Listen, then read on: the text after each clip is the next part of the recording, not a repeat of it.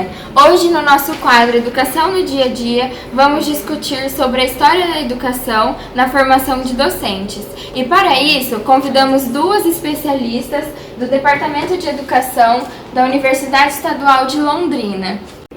Bom dia, meninas! É um prazer estar recebendo vocês aqui no meu programa hoje.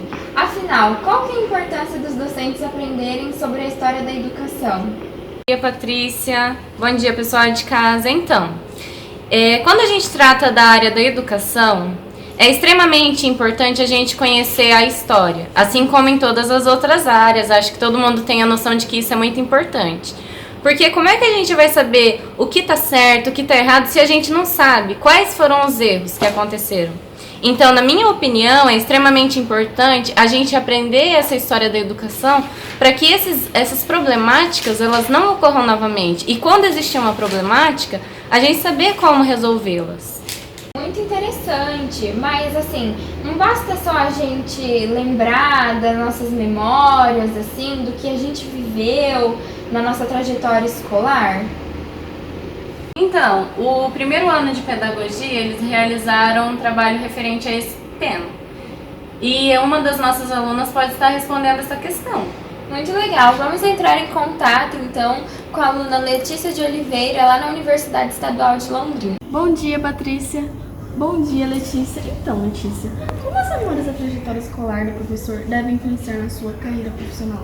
Então, as memórias da trajetória escolar do professor são muito importantes. Elas têm um valor significativo muito grande. Mas elas não podem ser utilizadas como um método de educação. Porque o professor, a pedagoga, quando ela vai para a universidade, ela tem que promover uma dialética entre o conhecimento adquirido na universidade, nos projetos, na sala de aula e suas memórias.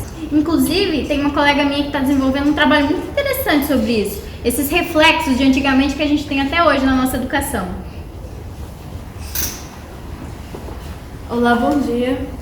Meu nome é Maíra, eu sou do primeiro ano de pedagogia e eu vim aqui para falar um pouco mais sobre esse processo das memórias, né? E como isso influencia na educação.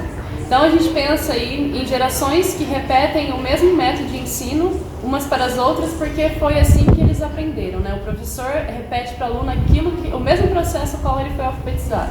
A gente observa como isso é falso porque as gerações elas têm uma necessidade muito diferente de uma para outra, né? Então a gente vai pensando nesse método que muitas vezes vem sendo repetido, que tem sua origem lá na Idade Média. Então a gente pensa a construção da sala escolar, né, nas cadeiras alinhadas, o professor na frente, os alunos disciplinados, mantendo uma certa submissão ao professor. Então a gente vai olhar por esse lado da Idade Média, quando tudo isso foi construído, né? E tudo isso foi construído seguindo uma certa ideologia, que era das classes dominantes da época, né?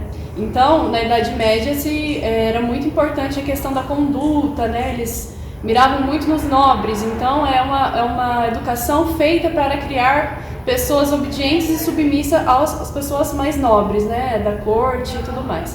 Então, a gente vai pensar nessa questão, na problemática que isso tem, né? Então, sobre a repetição dessas memórias, o quanto isso não deve ser feito. E quando a gente chega na universidade, a gente se depara com diversas pedagogias e formas de atuar. O aluno deve procurar, sobretudo, a que ideal ele está servindo, né?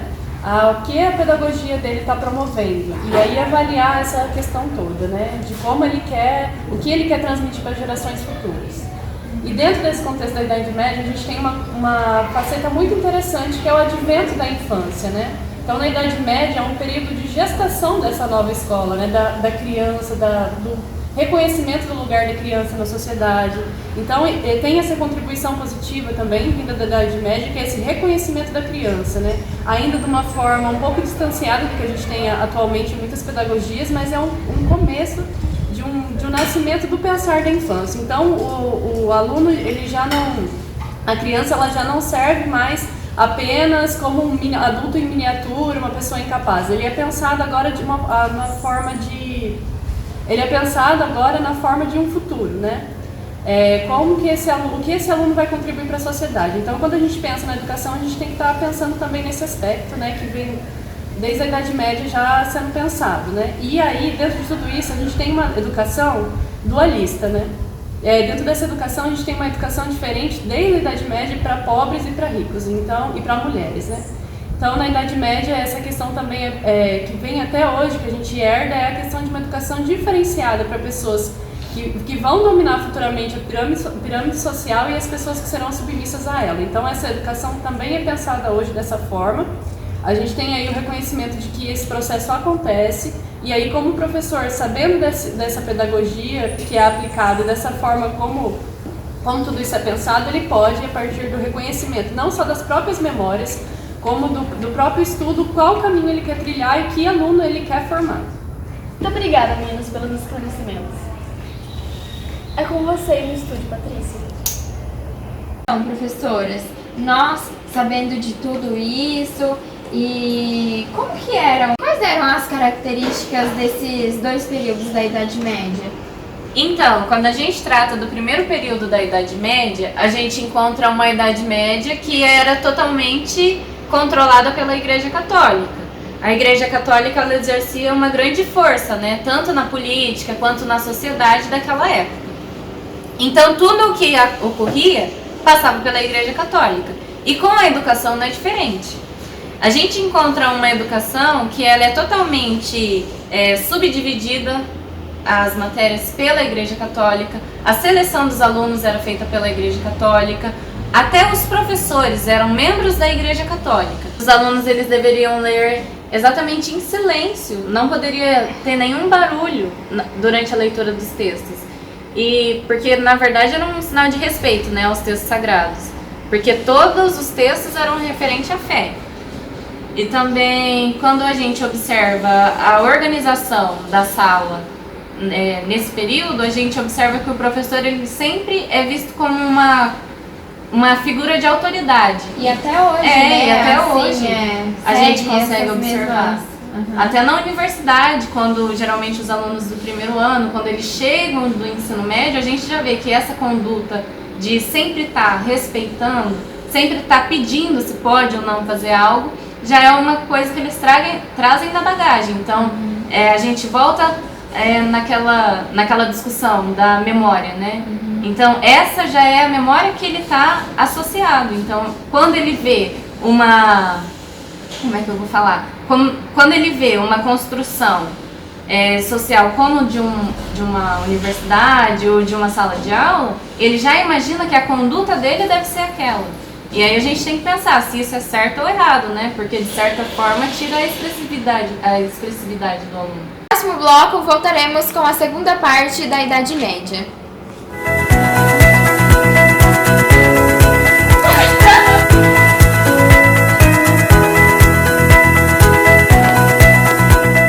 Voltamos agora com o quadro Educação no Dia a Dia, com o tema História da Educação na Formação de Docentes.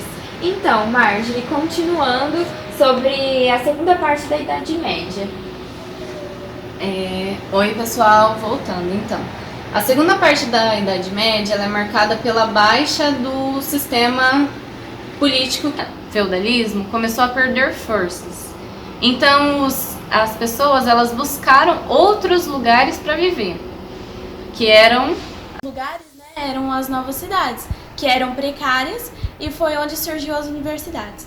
Este processo ocorreu através dos artesãos dessas novas cidades, quando os habitantes que queriam adquirir essas habilidades também, foram realizadas reuniões e influenciou surgindo as universidades neste contexto. Já no ensino não universitário, se tinha as escolas episcopais, onde as matérias eram trivium e quadrivium. E a construção universitária é muito diferente da construção da Alta Idade Média, pois os professores e os alunos promoviam uma dialética por meio de debates, que era das 7 artes liberais. O programa vai ficando por aqui. Obrigada, meninas, pela participação de vocês. E no nosso próximo programa continuaremos com este assunto, com a segunda parte da história da educação. Muito obrigada!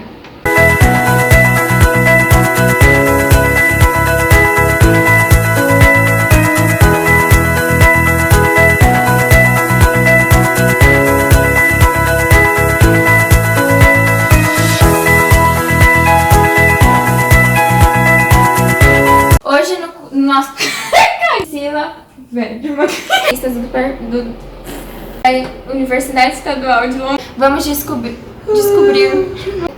Afinal. Ai, puta merda. Eu acho melhor a Marcia ficar aqui. Paula.